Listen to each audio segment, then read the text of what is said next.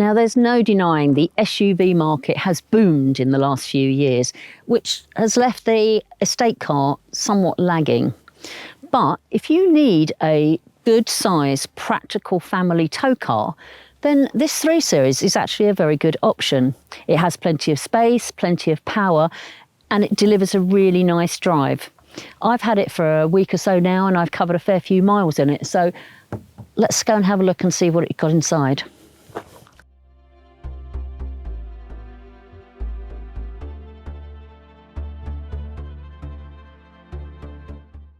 Here we are inside, and it's a very familiar layout. If you've been in a BMW recently, it's a very, very similar cockpit throughout their range. But you do get really nice quality material. You know, it is a BMW, so you expect good quality. The seats are lovely, they're very comfortable, lots and lots of bolstering in the sides that keep you nice and snug in your driving position. You've got your leather steering wheel, which also has rake and reach adjustment. There's good quality up here as well. There's very little hard scratchy material, so it's all quite nicely laid out. Moving on up here, you have your 12-inch touchscreen, which houses all your sat-nav and your phone connectivity and all your media stuff, your music and what have you.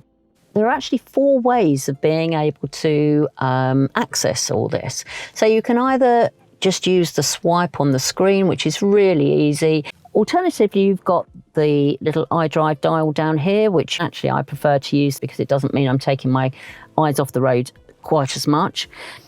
There's also a voice activation system, which works very well. And then there's technology gone maybe a step too far. Gesture movements. So if I want to turn the radio up, I can do that, and turn it down, do that. If I want to change station, I go that way, and change it back again, I go that way. If you've got a phone call come through that you don't want to take, you just swipe it away. I quite like that one, but the rest of them, no, not a fan, I'm afraid. So moving back down, you've got all your other functions, your air conditioning and your heated seats and your heated controls. Moving back to the steering wheel, you have your cruise control and speed limiter on this side. And then on this side, you've got your functions for what happens in your 10-inch digital display that's in front of you.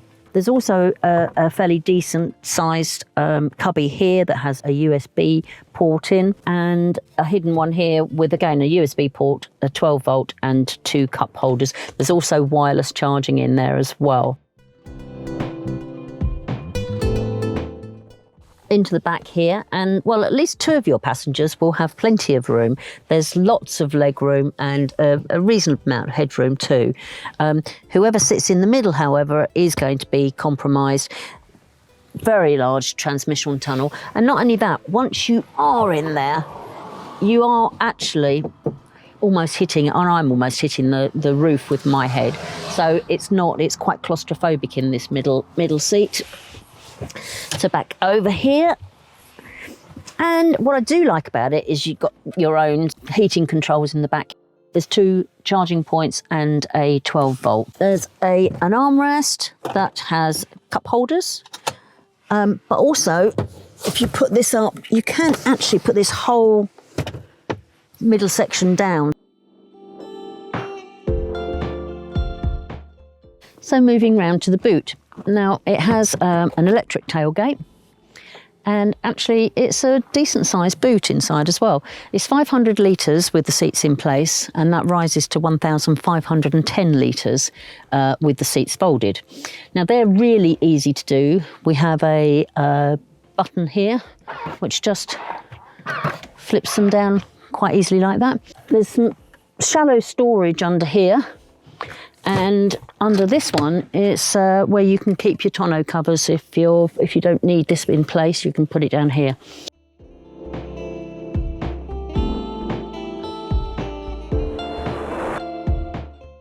BMW offer a good range of petrol, diesel and plug-in hybrid engines on the 3 Series Touring, so there'll be something to suit everyone's requirements and pocket. But it's the powerful 330D XDrive M Pro Edition that we're testing.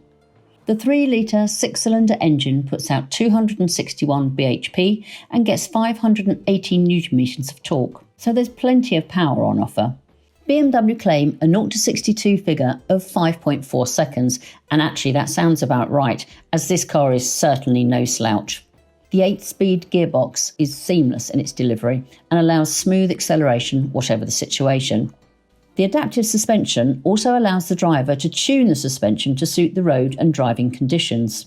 It also does an excellent job of cushioning all but the worst bumps in the tarmac. For the most, you'll only need the comfort setting, but if you do find yourself on quiet, twistier roads, then do pop it into sport mode. But whatever mode you choose, you'll find the 3 Series Touring a rewarding and sporty car to drive. It offers plenty of grip and it's agile enough to instill confidence when cornering. In town, it's easy enough to manoeuvre with light steering and good visibility. But it is on the motorway where it comes into its own, becoming a relaxed, comfortable and quiet cruiser. Now, with such a strong engine, the BMW 330D Touring was never going to have any real problems towing. However, there was an unexpected slight tugging at lower speeds, and in comfort mode, the combination felt just a little on the wallowy side. But I popped it into the sport mode, which did seem to alleviate this.